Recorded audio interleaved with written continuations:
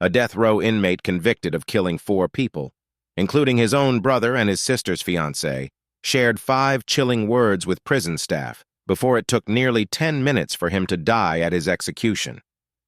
Joseph Corcoran, 49, was pronounced dead at 12:44 a.m. local time at the Indiana State Prison, according to officials.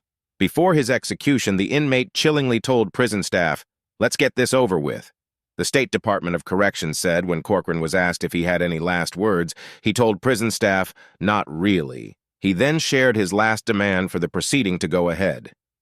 He had been slated to be executed with the powerful sedative pentobarbital, but the state's agency did not mention the drug.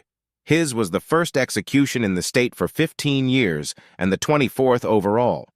The state shared limited details about the execution process, and no media witnesses were permitted under state law. Despite this, Corcoran chose a reporter for the Indiana Capital Chronicle as his witness. Reporter Casey Smith said in a Twitter post today, "I spent less than 20 minutes as a direct witness to Indiana death row inmate Joseph Corcoran's execution, but from what I was allowed to see, he appeared quiet and mostly still in the moments leading up to his death." According to the Mirror US, 4 people viewed the execution through a one-way window in a small adjacent room. 2 family members were among those who saw the execution. The execution took about 8 minutes. Indiana and Wyoming are the only states in the U.S. that do not typically allow reporters to witness state executions.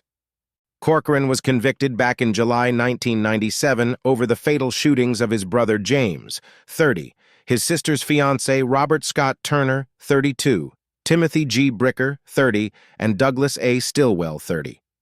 Court documents stated Corcoran shot the 4 as he felt stressed that the forthcoming marriage between his sister and Robert would lead to him having to move out of the Fort Wayne home he shared with his brother and sister.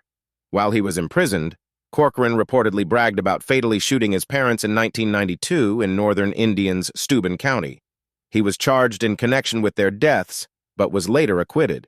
Governor Eric Holcomb last year announced plans to start up executions across the state, following a multi-year pause due to a scarcity of lethal injection drugs across the U.S. Corcoran's attorney fought the death penalty sentence for several years and argued his client was mentally ill, affecting his ability to make decisions. Requests to stop the execution were denied.